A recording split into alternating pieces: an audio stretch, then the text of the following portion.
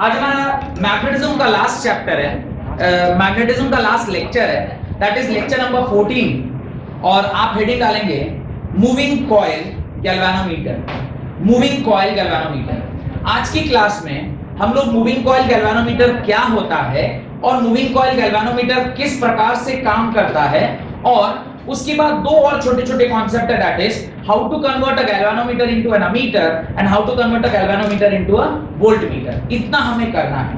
तो ये पूरा आज का सेशन है, सिर्फ और सिर्फ गैल्वेनोमीटर के ऊपर ही पढ़ाई करनी है। गैल्वेनोमीटर एज सच देखा जाए तो ये मेरा काम है नहीं पढ़ाना। बोलिए क्यों? ये प्रैक्टिकल टीचर का काम है पढ़ाना, क्योंकि गैल्वेनोमीटर एक डिवाइस है। वो डिवाइस का नहीं, प्रैक्टिकल टीचर आपको बताएगा कि कैसे गैल्वेनोमीटर फंक्शन करता है, गैल्वेनोमीटर में कैसे रीडिंग लेते हैं, how to convert galvanometer into voltmeter and how to convert galvanometer into ammeter. As आप लोग स्कूल नहीं जा रहे और सिलेबस में आपके ये है, मेरी रिस्पांसिबिलिटी बनती मुझे इसे पढ़ाना चाहिए, लेकिन ये सारे सवाल इसके ऊपर जो न्यूमेरिकल होगा वो लगभग सवाल जो है वो आपके प्रैक्टिकल टीचर ही आपको समझा पाएंगे कि कब कितना वो आई का वैल्यू होगा, बी का वैल्यू होगा, किस वैल्यू पर क्या थीटा, ये सब चीजें ना प्रैक्टिकल चीजें हैं। तो बहुत ज्यादा इसके बारे में मैं प्रैक्टिकली आपको नहीं समझा पाऊंगा क्योंकि I don't have that device to explain you. पर आप लोग अगर लैब जाते हैं स्कूल में तो वहां जाके एक बार जरूर सर से ये सब पूछिएगा कि सर गैल्वेनोमीटर क्या है, गैल्वेनोमीटर किस किस तरह की रीडिंग ले सकता है, कैसे एक गैल्वेनोमीटर को सर्किट में लगाएंगे तो वो एमीटर की तरह काम करेगा, कैसे गैल्वेनोमीटर को ये सर्किट में लगाएंगे तो वो वोल्टमीटर की तरह काम करेगा। ये आपको प्रैक्टिकली देख के सीखना होगा। मैं थ्योरेटिकली समझा दूंगा कि देखो ऐसा होगा ऐसा होगा, मैं सब कर दूंगा, उसके थ्योरी में आपको नहीं लफड़ा बचेगा, लेकिन ये जब तक आप देखेंगे नहीं ना वो फील नहीं आएगा कि सच में यार गैल्वेनोमीटर तो अभी करंट मापने लग गया, अच्छा अभी तो वोल्टेज मापने लग गया। एक ही डिवाइस एक टाइम पे क्या माप रही है? करंट। एक टाइम पे क्या माप रही है? वोल्टेज। एक ही डिवाइस, कैसे ऐसा हो रहा है? ये तो प्रैक्टिकली जब आप उसको तार जोड़ के करेंगे तब ना पता चलेगा। तो इसलिए इसका प्रैक्टिकल एप्लीकेशन मैं आपको नहीं दिखा सकता, सिर्फ theory related to this particular topic मैं आपको समझा सकता हूं। लेकिन प्रिंसिपल एग्जाम में अगर वैसे तो अभी थ्योरी बेस्ड वो ऑब्जेक्टिव बेस्ड क्वेश्चन आएंगे, तो ऑब्जेक्टिव में आपसे पूछा जा सकता है what is current sensitivity, what is voltage sensitivity, what is the principal on which galvanometer works. इस तरह के सवाल आपको ऑब्जेक्टिव में पूछे जा सकते हैं, तो उस पॉइंट ऑफ व्यू से थोड़ा सोच के इसको समझना है, right. Principle first, it's working is based on the fact that when a current carrying coil is placed in a magnetic field, its working is based on the fact that when a current carrying coil is placed in a magnetic field, it experiences torque. Its working is based on the fact that when a current carrying coil is placed in a magnetic field, it experiences a torque. क्या कह रहे हैं? बहुत सरल सा इसका principal है। Current carrying coil को जब आप मैग्नेटिक फील्ड के प्रेजेंस में ले जाइएगा तो उसके ऊपर क्या लगेगा? टॉर्क लगेगा। अभी समझे हैं इस बात को हम लोग? लास्ट क्लास में ये समझा था ना कि एक कॉइल था ABCD, उसके ऊपर अगर आपने मैग्नेटिक फील्ड के प्रेजेंस में उसका रखा तो उसके ऊपर क्या आ रहा था? टॉर्क आ रहा था। टॉर्क का फॉर्मूला मैंने बताया था बीना साइन थीटा। टॉर्क का फॉर्मूला था बीना साइन थीटा और फोर्स था बिल। ये सब कुछ फॉर्मूला याद रखिएगा, बिल साइन थीटा और बीना साइन थीटा। उसके नीचे इसका जो डायग्राम है वो मैं बना रहा हूं, आप लोग साथ साथ बनाते चलिए। क्या करते हैं देखिए, यहाँ पे ना एक हम लोग नॉर्थ पोल ले लेते हैं, साथ साथ बनाते चलिएगा ताकि ज्यादा टाइम ना कंज्यूम हो। इस प्रकार से आपने क्या बनाया? नॉर्थ पोल बनाया। This is what is north pole, ये आपका नॉर्थ पोल है। और इसी तरह से इस साइड पे आपने क्या बना दिया? साउथ पोल बनाया। This is your south pole, this is your south pole, ये आपका क्या है? South pole. This is your south pole. अब हम लोग क्या कर रहे हैं, इस नॉर्थ पोल और साउथ पोल के बीच में आप फील्ड लाइंस में दिखाऊं तो आपको दिखेगा कि ये इस प्रकार से फील्ड लाइंस यहां से यहां क्या हो रहे होंगे? जा रहे होंगे। ये मैं डॉटेड तरीके से दिखाता हूं फील्ड लाइंस को, ताकि क्योंकि बहुत सारा इसके अंदर डायग्राम के अंदर बहुत सारी स्पेसिफिकेशंस बनानी है, तो मैं डॉटेड तरीके से बता रहा हूं कि इस तरह से फील्ड लाइंस नॉर्थ से साउथ जा रहे होंगे।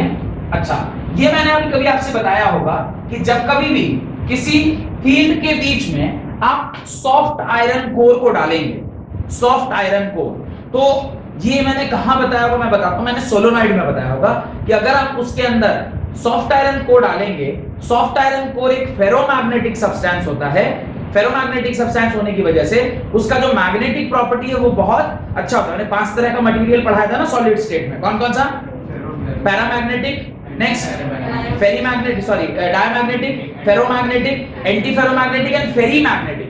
Ferromagnetic substance are those substance which can magnetize आसानी से मैग्नेटाइज हो सकता है। बहुत ज्यादा अच्छा मैग्नेटाइजेशन होता है उसका, यानी अगर आप उस मटेरियल को मैग्नेट के प्रेजेंस में डालिएगा वो काफी अच्छा मैग्नेट को क्या कर सकता है? मैग्नेटाइज कर सकता है, या फिर उसके स्ट्रेंथ को, मैग्नेटिक फील्ड के स्ट्रेंथ को क्या कर सकता है? एनहांस कर सकता है, इंक्रीज कर सकता है। तो यहां पर जो हम लोग अभी डायग्राम बनाने वाले वहां पे भी कुछ ऐसा ही होने वाला है कि हम लोग एक तार लेंगे, जिस तार को हम लोग क्या करेंगे, एक ऊपर इस तरह के ऑब्जेक्ट में क्या करेंगे? बांध देंगे, और बांधने के बाद उस तार को आप सीधा लेके आओगे और इस तरीके से कॉइल के फॉर्म में, इस तरीके से कॉइल के फॉर्म में, मैं कलर चेंज करना भूल गया सॉरी, इस तरीके से कॉइल के फॉर्म में आप उसको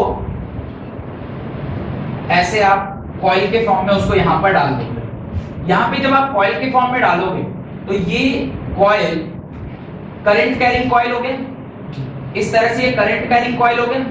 अब इसको हम सॉफ्ट आयरन कोर के बीच में, ऐसा सॉफ्ट आयरन कोर के बीच में डाल दें। सॉफ्ट आयरन कोर क्या करेगा? ये जो बीच में इस तरह का मैंने डाला है, this is what is soft iron core. Soft iron core अगर मैग्नेटिक फील्ड के प्रेजेंस में डाला जाता है तो वो क्या करता है? वो उसके मैग्नेटिक फील्ड को क्या करता है? इंक्रीज करता है, वो उसके मैग्नेटिक फील्ड को इंक्रीज करता है। मैं थोड़ा सा इसे मिटा रहा हूं, थोड़ा जगह और चाहिए मुझे। यहां से फिर मैं इधर लेके आया और यहां से एक स्प्रिंग की मदद से मैंने उसको क्या कर दिया? नीचे की ओर निकाल दिया, और फिर वहां पर भी एक इस तरह का ऑब्जेक्ट, और यहां से फिर ये कनेक्ट होके कहां चला गया? इस तरह से।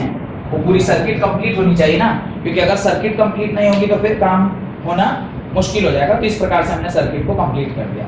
अब इस सर्किट में क्या फेनोमेना है वो मैं झट से आपको समझा देता हूं। होता क्या है उसको पहले हम लोग समझते हैं। एक एक करके इसके स्पेसिफिकेशन को लिख लीजिएगा। ये दोनों क्या है? मैग्नेट है। These two are magnets. This is what, ये जो है वो करंट कैरिंग कॉइल है। This is current carrying coil, ये करंट कैरिंग कॉइल है।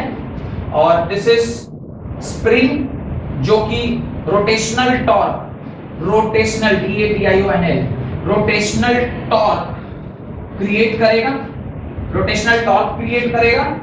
और यहां पर जो ये M है ये आपको क्या देगा?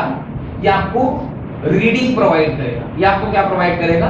रीडिंग प्रोवाइड करेगा। बस इससे ज्यादा और स्पेसिफिकेशन इसमें डालने की आवश्यकता नहीं। इस तरह का एक डायग्राम बनाना है जो क्या करता है मैं आपको भी स्पेसिफाई करके दिखाता हूं और आपको एक्सप्लेन करता हूं कि ये क्या करेगा। होता क्या है, ये जो करंट है, ये जो इसके अंदर करंट होता है, वो करंट जैसे ही इसके अंदर फ्लो करेगा, ये जो पर्टिकुलर चीज है ये क्या करने लग जाएगी? रोटेट करने लग जाएगी। रोटेट करेगी, रोटेट करेगी, कितना रोटेट करेगी? वो उतना ही रोटेट करेगी जितना कि उसके अंदर टॉर्क होगा। अब आप कह रहे हैं सर आपने कह दिया, मैं कैसे मान लूं कि उतना ही रोटेट करेगा जितना उसके अंदर टॉर्क होगा? उतना ही रोटेट करेगा। ये कैसे आएगा? तो आपको मैं एक छोटा सा डेरिवेशन यहाँ पे करके दिखाता हूं। टॉर्क इज इक्वल टू आपने क्या पढ़ा था? बीना साइन थीटा पढ़ा था, बीना साइन थीटा। ये theta is the angle between the current carrying wire and this. ये sin 90 होगा क्या? This is this and this is this. ये sin 90, if sin 90 हो रहा है तो ये वैल्यू क्या हो जाएगी? 1। तो टॉर्क किसके बराबर हो जाएगा? बीना के बराबर। अगर टॉर्क बीना के बराबर है और ये जो पर्टिकुलर स्प्रिंग है इसमें भी रोटेशनल टॉर्क है, रोटेशनल टॉर्क किसके बराबर होता है? k थीटा के बराबर। Rotational torque is equal to k theta के बराबर। तो टॉर्क जो है वो प्रोपोर्शनल टू यहां पर क्या हो जाता है? k थीटा के बराबर। डिस्प्लेसमेंट ये कहां से आया? फोर्स इनटू डिस्प्लेसमेंट है। यहां पे टॉर्क जो आता है वो फोर्स इनटू डिस्प्लेसमेंट से आया, तो ये डिस्प्लेसमेंट है। अभी ये थीटा है, टॉर्क की जगह पे can I write BINA is equal to k theta. ये I इज इक्वल टू, थोड़ा ध्यान से देखिए, k is constant, B is constant magnetic field, N is number of turns constant, A is cross sectional area constant. ये theta हो गया। I किसके proportional हो गया? थीटा के प्रोपोर्शनल। यानी जितना करंट आप उसमें दीजिएगा उसके करस्पॉन्डिंगली ही उसके अंदर क्या रोटेशन डेवलप होगा? अच्छा, वो रोटेशन किससे जुड़ा है? वो जो स्क्रीन में आप देखते होंगे एक मीटर जो सुई लगी रहती है, निडल, अभी जितना ये घूमेगा उसके करस्पॉन्डिंगली वो निडल ऐसे ऐसे घूम रहा होगा। अगर मान लीजिए टॉर्क कुछ लगा, उसके करस्पॉन्डिंगली थीटा 30 डिग्री आया, तो यहां से ये 30 डिग्री मूव कर जाएगा और आपको उससे क्या मिलेगा, रीडिंग मिल गया। इस प्रकार से गैल्वेनोमीटर काम करता है। इसके नीचे आप कंस्ट्रक्शन लिखिए, राइट, द मूविंग कॉइल, ये फोटो बना लिया, फोटो के नीचे कंस्ट्रक्शन लिखिए। The moving coil galvanometer consist of, the moving coil galvanometer consist of, the moving coil galvanometer consist of a coil with many turns, coil with many turns, दिखाई दे रहा है, बहुत सारे टर्न्स है ना, देखिए यहां से ऐसा आया है, एक टर्न, दो turn, many turns, free to rotate about a fixed axis, free to rotate, देखिए ये हमारा एक्सिस है ना, इस एक्सिस के अलावा ये क्या कर सकता है, रोटेट कर सकता है। देखिए यहां और यहां के बीच में ये स्ट्रेट लाइन है, इसके क्रॉस ये क्या कर सकता है, रोटेट कर सकता है।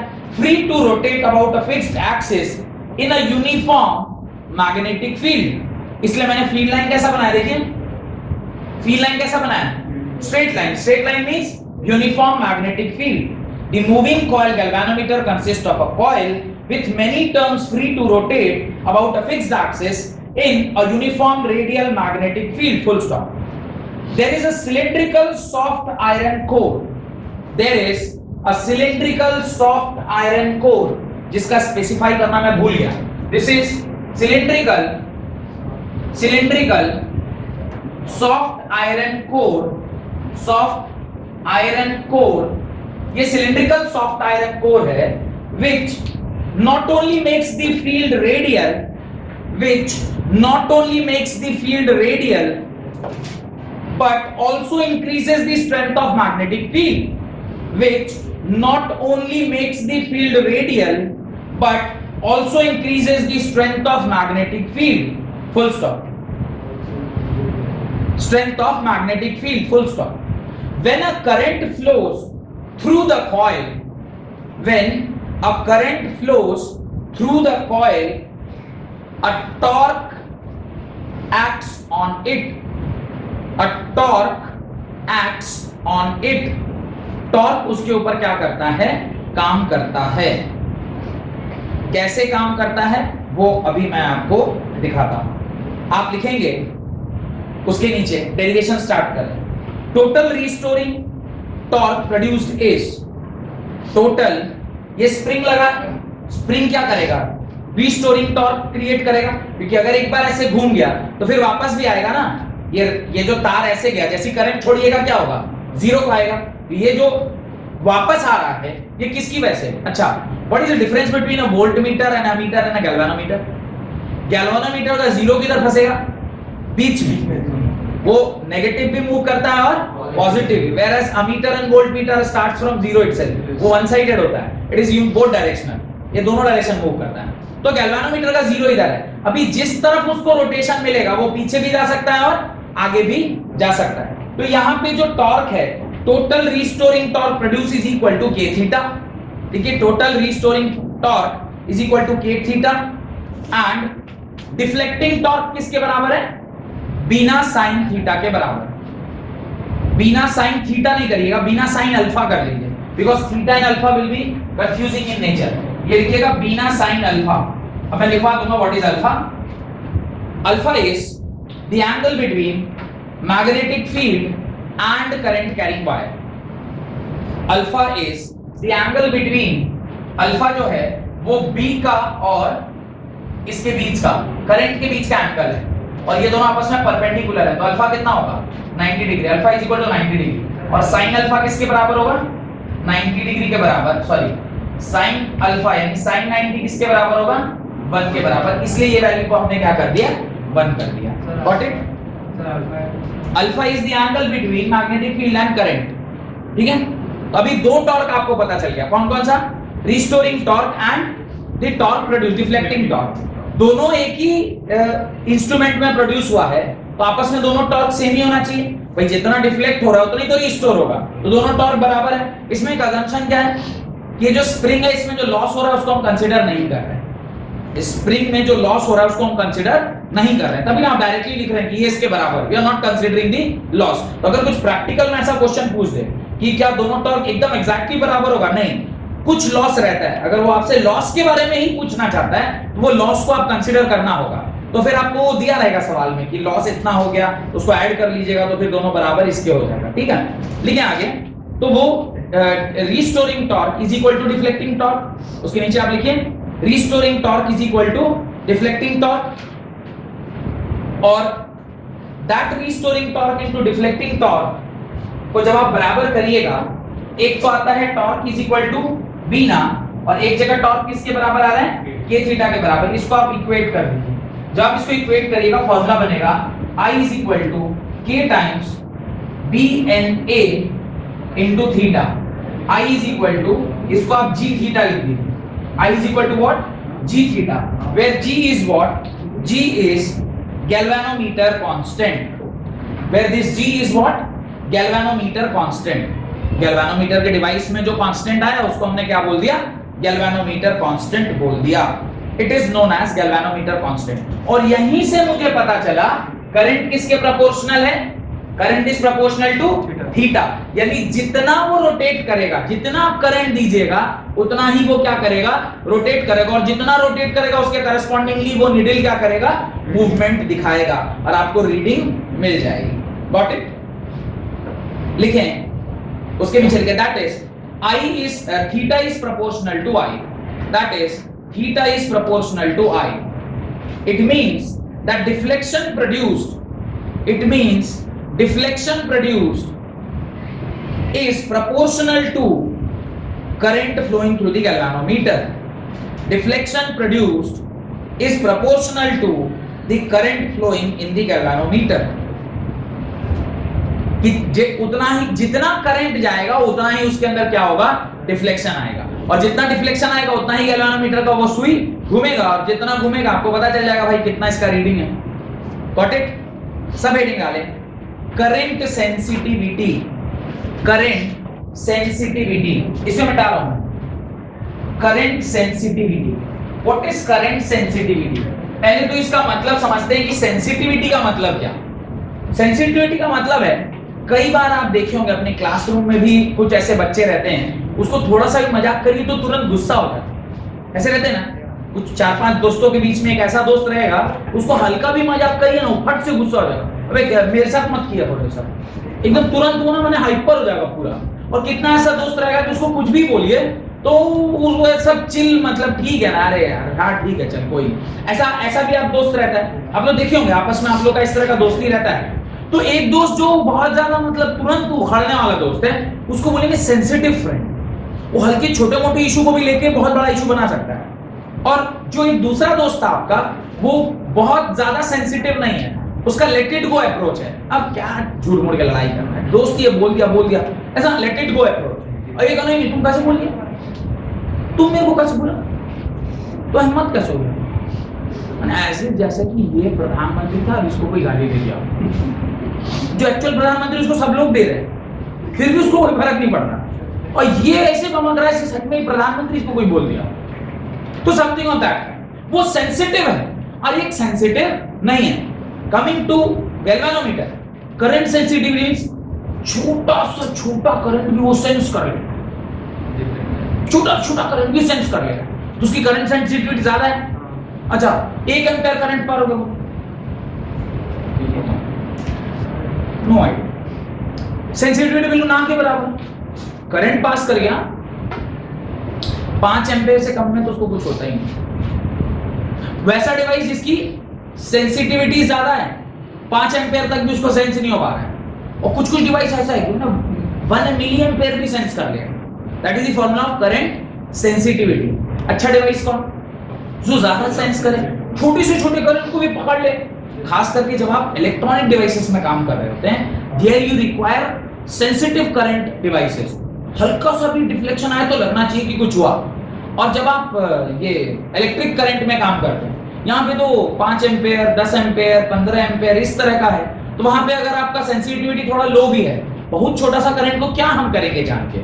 माने मान लीजिए अगर थोड़ा सा जो वायर है 3 एम्पीयर करंट उसमें फ्लो हो रहा है, अगर उसमें 0.01 एम्पेयर का मैंने डिफ्लेक्शन दिखा रहा है तार में, तो क्या होगा, मैंने छुएंगे कुछ नहीं होगा, वो तार को आप छुइए हल्का झटका लगे चक टक मारेगा, लेकिन आपको कुछ होगा नहीं उससे। लेकिन वहीं अगर मान लीजिए 5 एम्पेयर झटका लगो सट गए वहीं कहानी साहब, तो वो sensitive, that is your sensitivity, current की सेंसिटिविटी, राइट। अब ये तो हो गया मतलब, पर इसको तो डिफाइन करना होगा ना कि उसको मैथमेटिकल एक्सप्रेशन चाहिए हमें, right. Current sensitivity of a galvanometer is, current sensitivity of a galvanometer is deflection per unit current flowing through it. Deflection per unit current flowing through it. Deflection per unit current flowing through it. I is equal to K times, formula क्या था, K times BNA theta. Current sensitivity is IS. IS means sensitivity, I is current। ये होता है formula theta by आई, और ये deflection पर unit current, यही है ना। Current sensitivity is the galvanometer is the deflection means theta per unit current flowing through it, theta by time. अभी देखिए यहाँ पे थीटा और ये टाइम डिवाइड कर दीजिए, थीटा बाई टाइम डिवाइड करेगा तो क्या होगा, theta by I is equal to BNA by K होगा, बीएनए बाई के दिखाई दे रहा है, theta by I is equal to B N A by K, ये आ जाएगा B N A by K, where K is what, K is the constant, K is the constant, proportionality constant, जो हम लोगों ने कहां यूज किया था वहां, के is proportionality constant, K is proportionality constant, बताइए के क्या है, प्रोपोर्शनैलिटी कांस्टेंट। प्रोपोर्शनैलिटी कांस्टेंट तो यूज किए थे जी, दैट इज गैल्वेनोमीटर कांस्टेंट। के क्या है, K is the spring constant, torque में आया था ना, ये रीस्टोरिंग टॉर्क में क्या आया था, torque is equal to K theta, ये K कहां से आया था, theta is the displacement, that is angular displacement. K किसका एंगुलर डिस्प्लेसमेंट, जो आपने स्प्रिंग यूज किया है उसका स्प्रिंग कांस्टेंट था K was spring constant. Class 11th physics में आपने ये सब पढ़ा होगा, K is the value of spring constant, तो ये K उसकी वैल्यू है, IS is BNA by K, IS is BNA by K, and unit इसका क्या होगा, डिवीजन पर एम्पेयर या रेडियन पर एम्पेयर। भाई इसका यूनिट क्या होगा, ऊपर थीटा है तो ये होगा रेडियन, नीचे एम्पेयर, रेडियन पर एम्पेयर या डिवीजन, डिवीजन मींस आप जिस भी मीटर में इसको चेक कर रहे हैं कितना डिवीजन बढ़ा बाय दैट पर्टिकुलर एम्पेयर, तो यूनिट लिख लीजिएगा रेडियन पर एम्पेयर और division per ampere. Next, voltage sensitivity, voltage sensitivity, what is voltage sensitivity, same. अब ये वोल्टेज को कितना अच्छा सेंस कर पा रहा है, that is it's voltage sensitivity, है ना। जैसे करंट को सेंस कर पा रहा था तो वो करंट सेंसिटिविटी थी, ऐसे वोल्टेज कितना डिफ्लेक्ट कर रहा है उसको अगर सेंस करेगा तो वोल्टेज सेंसिटिविटी। अच्छा इसको मैं कैसे लिखूं, Vs इज इक्वल टू क्या लिखूं, थीटा बाई v लिखूंगा, नहीं लिखूंगा, कोई दिक्कत। अच्छा theta by v, theta by v is equal to इसको क्या लिख सकते हैं, v is equal to IR लिख सकते हैं क्या, कोई दिक्कत। अच्छा थीटा बाई आई को आप क्या लिख सकते हो, BNA बाई के लिख सकते हो क्या। अच्छा उसमें r से मल्टीप्लाई कर देंगे तो Vs इज इक्वल टू क्या निकल के आएगा, BNA बाई KR, ये आपका वोल्टेज सेंसिटिविटी का टर्म निकल के आएगा। Vs is equal to BNA by KR, where B is what, magnetic field, A is what, area of that particular cross section, ये जो आपका एरिया है, N is number of turns, K is spring constant and R is resistance offered by the wire। R क्या है यहाँ पे, R is the resistance offered by the wire, ये resistance है, resistance offered by the wire, resistance offered by the wire। ये wire कितना resistance offered कर रहा है वो R उसके बराबर है, गॉट इट। इसका भी यूनिट क्या होगा, इसका यूनिट क्या होगा, रेडियन पर वोल्ट, जैसे इसका यूनिट होगा रेडियन पर वोल्ट और दूसरा डिवीजन पर वोल्ट, ठीक है। और ये मैंने I के जगह पे, V के जगह पे IR क्या सोच के लिखा, V is equal to IR कहां से उठा के लाया होगा, ओम्स लॉ से, ये कहां से आया होगा, ओम्स लॉ से, तो ये लिख लीजिएगा V is equal to IR, जो मैंने रिप्लेस किया है वो कहां से आया, ओम्स लॉ से आया, गॉट इट। एक छोटा सा पॉइंट है जो इन दोनों के नीचे आपको लिखना चाहिए, डेड बीट गैल्वेनोमीटर किसे कहते हैं, क्योंकि ऑब्जेक्टिव सवाल आने के चांसेस हैं, तो dead beat DEAD, dead beat BEAT, dead beat galvanometer is one in which the coil comes to rest at once after the passage of current through it.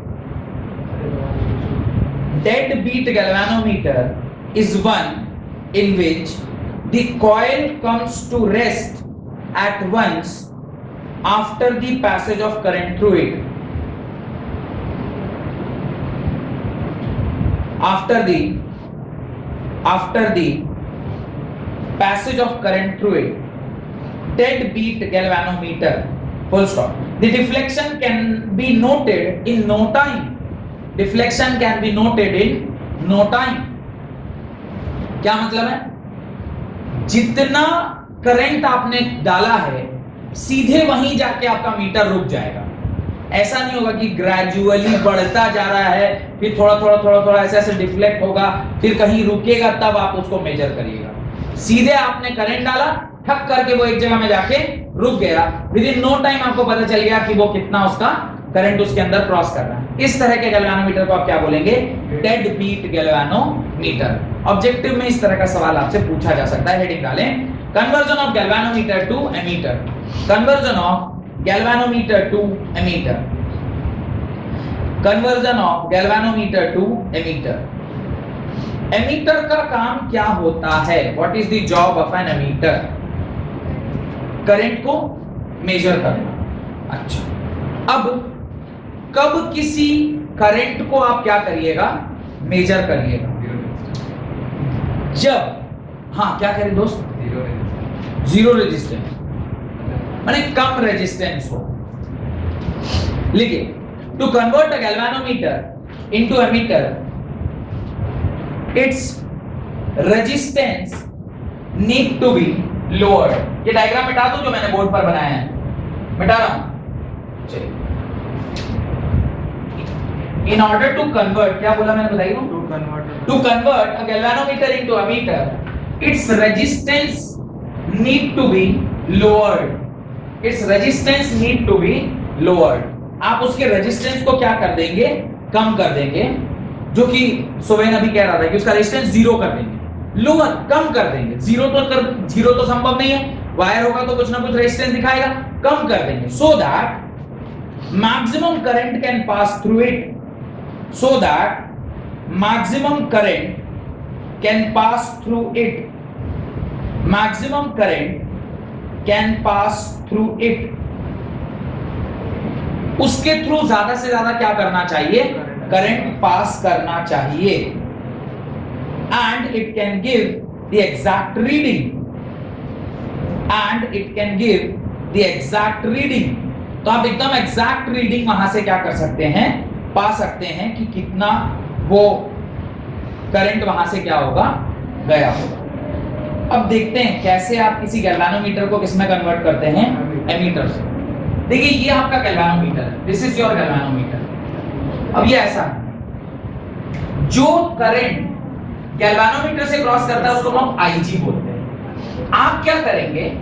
एक इस तरह का रेजिस्टेंस जिसकी वैल्यू काफी कम होगी, उसको आप एस से डिनोट कर रहे हैं, और इसका वैल्यू क्या है? काफी कम है, इसको बोलते हैं लो रेजिस्टेंस। इसका नाम क्या है? Low resistance. ये जो करंट यहां आई आया है, इधर अगर आईजी जाएगा तो यहां क्या बचेगा? आई माइनस आईजी। ये करंट यहां से आया, इधर क्या बना? आई माइनस आईजी, और वापस से इस तरफ आपको क्या मिल गया? आई मिल गया।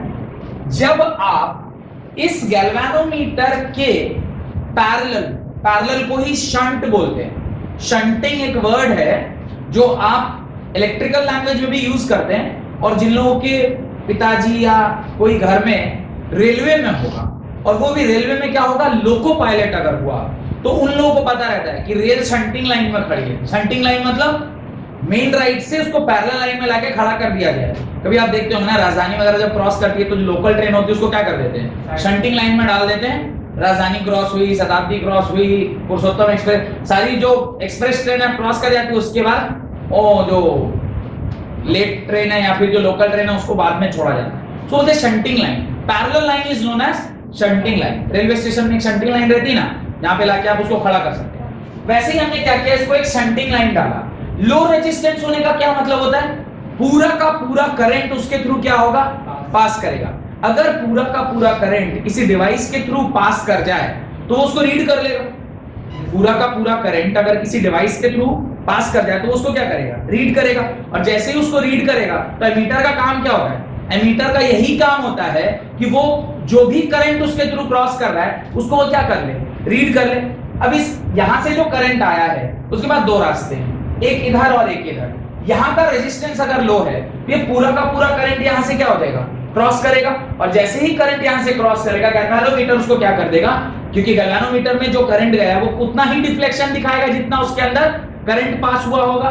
और इस प्रकार से ये जो पूरा है, ये जो पूरा बना हुआ है, ये पूरा किस प्रकार एक्ट करता है, दिस पूरा एक्ट एज ए अमीटर। ये क्या होता है, एमीटर। यानी जब गैल्वेनोमीटर के पैरेलल में, गैल्वेनोमीटर के पैरेलल में आप एक रेजिस्टेंस ऐड करते हैं जिसकी वैल्यू क्या है, बहुत छोटी है, इसलिए ताकि पूरा का पूरा उसके करंट क्या हो जाए, पास कर जाए। और जब पूरा करंट पास करेगा तो वो ही रीड करेगा, क्योंकि पूरा करंट ही तो पास कराना है ना। क्योंकि ज्यादा करंट, जितना करंट आया है अगर वो पूरा करंट उसके थ्रू क्रॉस कर जा रहा है तो इसका मतलब ये है कि वो उसको रीड कर पाएगा।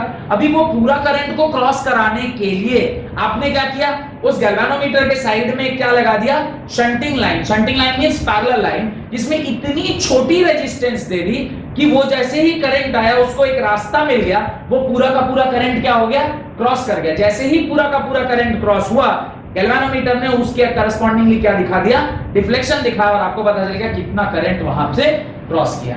This is the way in which you can calculate the value of the current flowing through the circuit. और उसको आप कैलकुलेट कैसे करते हैं, एक्चुअली यहाँ पे ये कैलकुलेट नहीं करते हैं, यहाँ पे आप ये कैलकुलेट करते हैं कि S की क्या वैल्यू ली जाए। उसका फॉर्मूला होता है S is equal to I by I minus IG into दी, ये G जो है वो क्या है, resistance of the galvanometer. This G is the resistance of the galvanometer. ये फॉर्मूला लिख लीजिएगा कि ये जो शंटिंग लाइन में आप क्या कितना लो रेजिस्टेंस लेंगे उसका फॉर्मूला यहां से निकल के आता है, S is equal to I by I minus G into G। What is this G?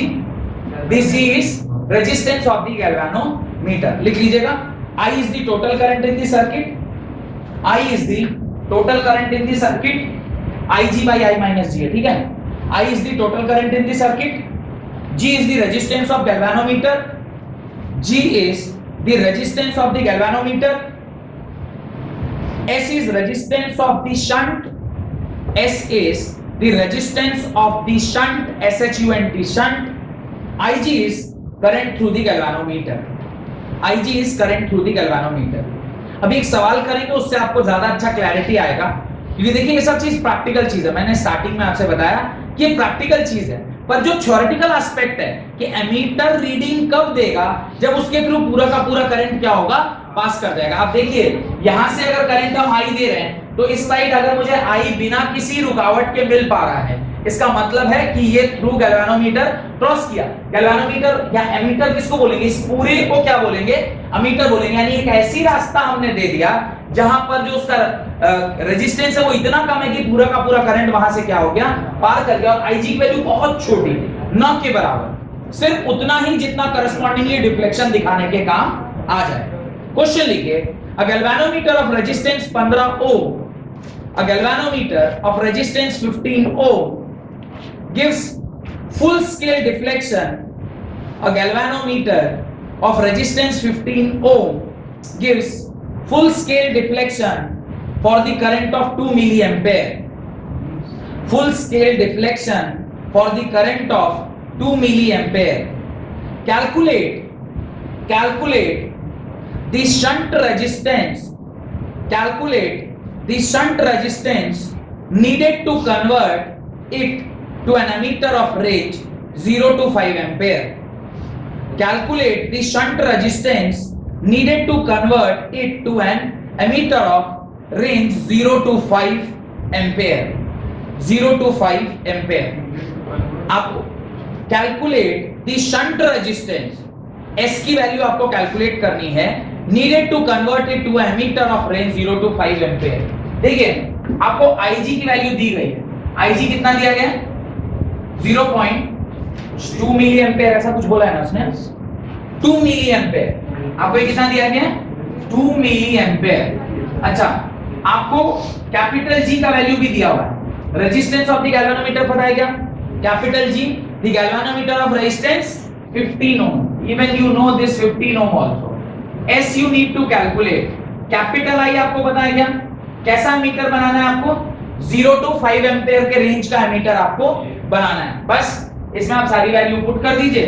S is equal to, और याद रखिएगा मैंने क्या बोला, I और IG में कितना का डिफरेंस है आप देख लीजिए। I क्या है? 5 एम्पेयर और IG कितना है? 2 milli ampere, almost negligible. 2 milli ampere को अगर पॉइंट में लिखूं तो पता है कैसे लिखेंगे? IG is equal to 0.002। Can you neglect 5 ampere के सामने 0.002? आसानी से नेग्लेक्ट करेंगे, क्योंकि इसको माइनस भी कर दीजिएगा तो कितना आएगा? 4.998। 5 और 4.998 में कितना ही अंतर है?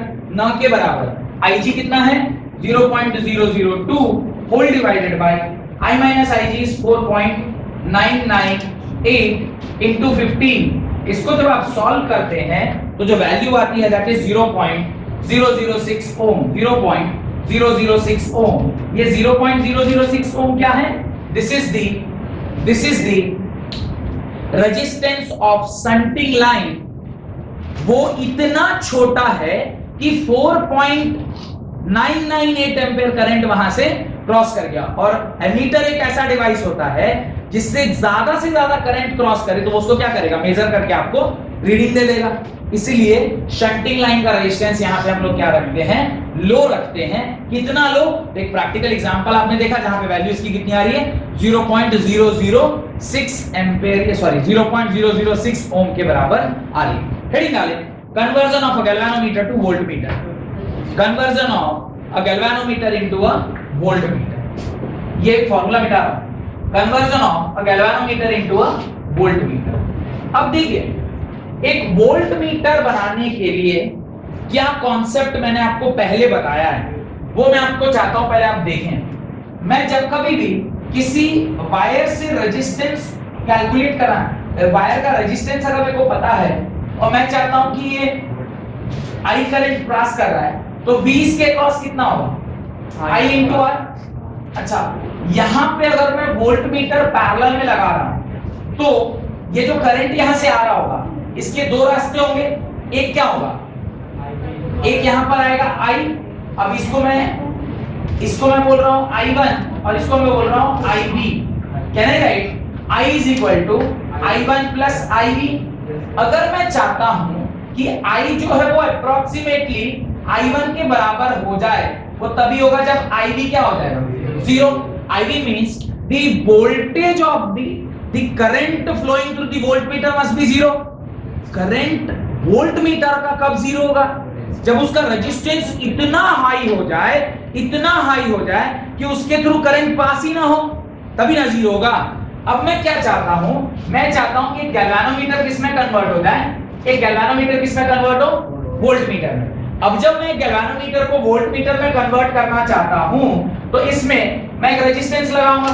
अब रेजिस्टेंस दो ही तरीके से लगेगा, या तो सीरीज नहीं तो पैरेलल लगाया था बहुत छोटा रेजिस्टेंस तो वो किसमें कन्वर्ट हो गया था?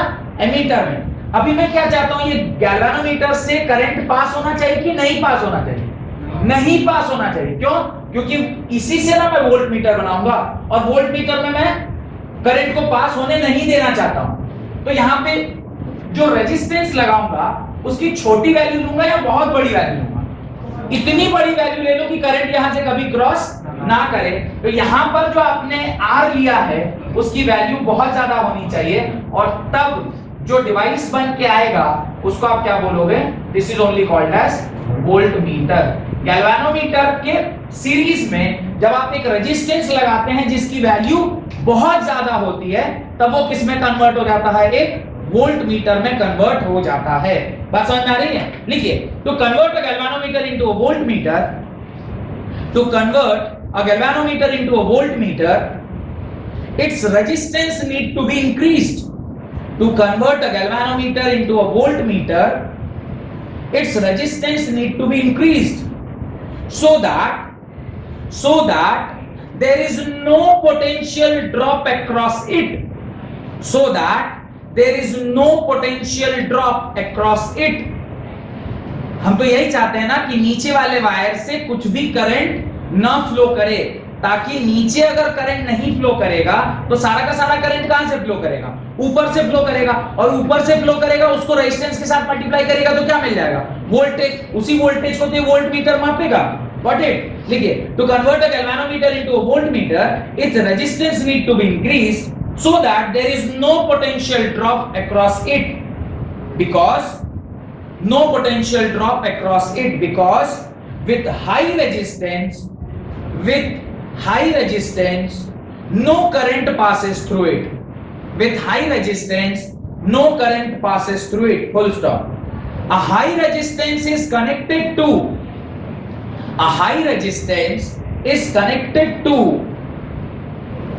galvanometer in series.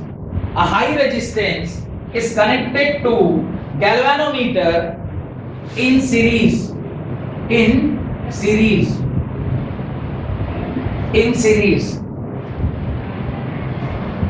High resistance is connected with galvanometer in series, and the value of R is given by, R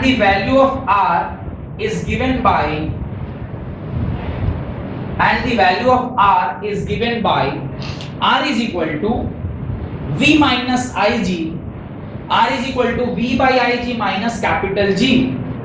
R is equal to V minus Ig, V by Ig minus capital G, where R is the resistance जो कि series में हमने जोड़ा था, R is the high resistance जो कि series में हमने जोड़ा था, Ig is the current through the galvanometer, Ig is the current through the galvanometer, G is the resistance of galvanometer,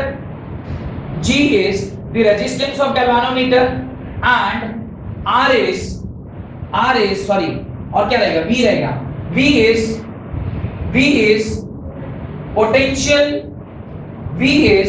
potential difference across the terminal A and B. V is the potential difference across the terminal A and B.